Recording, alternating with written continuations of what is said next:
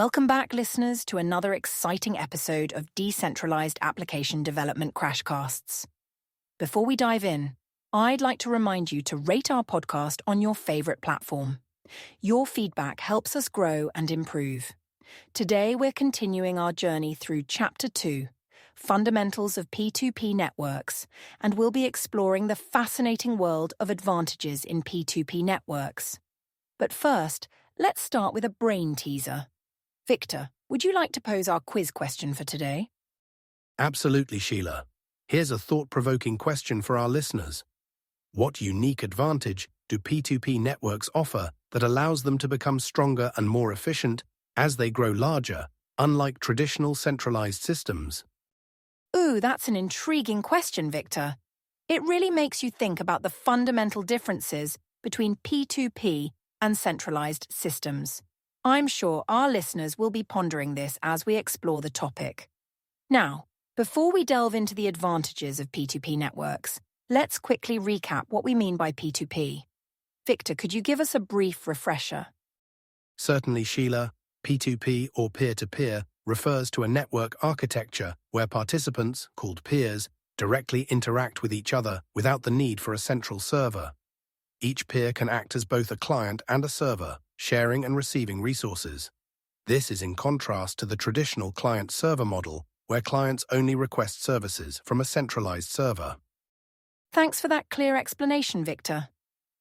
Now let's dive into the advantages of P2P networks. I've heard that one of the main benefits is scalability. Is that correct? And if so, could you elaborate on why P2P networks are considered scalable?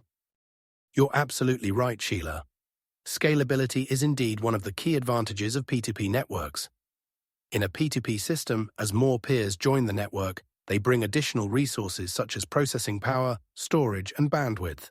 This means that the network's overall capacity grows with its size, unlike centralized systems, where adding more users typically increases the load on a central server. That's fascinating. So it's almost like the network gets stronger as it grows. I'm imagining it like a potluck dinner. The more people who join, the more diverse and abundant the food becomes. Is that a fair analogy? That's an excellent analogy, Sheila. Just like in a potluck where each person brings a dish, in a P2P network, each peer brings resources.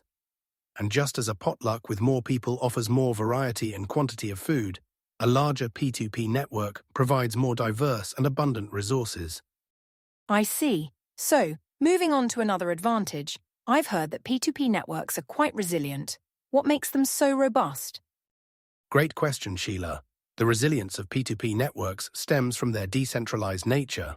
In a centralized system, if the main server goes down, the entire network can become unavailable.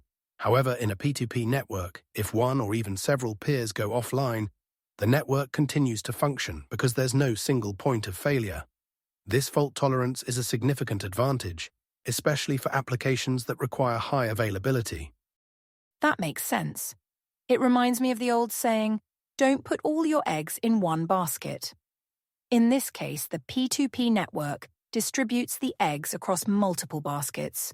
So if one fails, you don't lose everything. Is that a fair comparison? Absolutely, Sheila.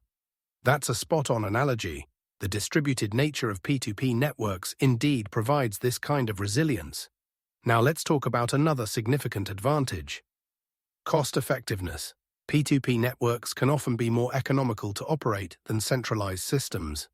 Can you think of why that might be? Well, I suppose since there's no need for a powerful central server, you'd save on hardware costs. And maybe there's less need for maintenance and upgrades of a central infrastructure. Am I on the right track? You're absolutely correct, Sheila. The reduced need for central infrastructure is a key factor in the cost-effectiveness of P2P networks.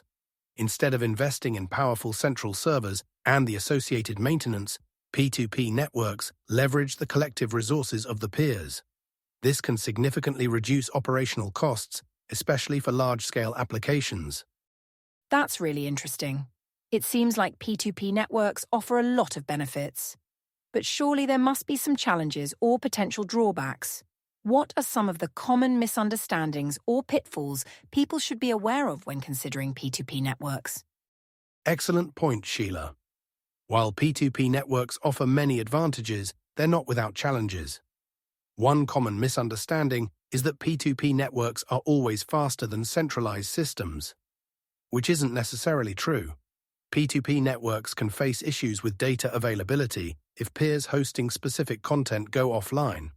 There's also the challenge of ensuring security and trust in a decentralized environment. Additionally, P2P networks often require more complex algorithms for peer discovery and routing. Those are important considerations. It sounds like implementing a P2P network requires careful planning and design. Are there any best practices or tips you'd recommend for developers looking to leverage P2P technology? Absolutely, Sheila. Some key best practices include implementing robust peer discovery mechanisms, ensuring data redundancy to improve availability, using encryption for security, and designing for scalability from the start. It's also crucial to have a good understanding of the specific use case and choose the right P2P topology and protocols accordingly. Thank you, Victor. Those insights are really valuable. Now, before we wrap up, let's return to our quiz question. Can you remind our listeners of the question and reveal the answer? Of course, we asked, what unique advantage do P2P networks offer that allows them to become stronger and more efficient as they grow larger, unlike traditional centralized systems? The answer is network effect. In P2P networks, as more peers join, they contribute more resources, increasing the network's overall capacity and efficiency. This is unlike centralized systems, where growth often leads to increased strain on central resources. Fascinating. To summarize today's episode, we've learned that P2P networks offer several key advantages. Point 1, scalability, as the network's capacity grows with its size. 2, resilience, due to the lack of a single point of failure. Point 3, cost-effectiveness, by leveraging peer resources instead of central infrastructure.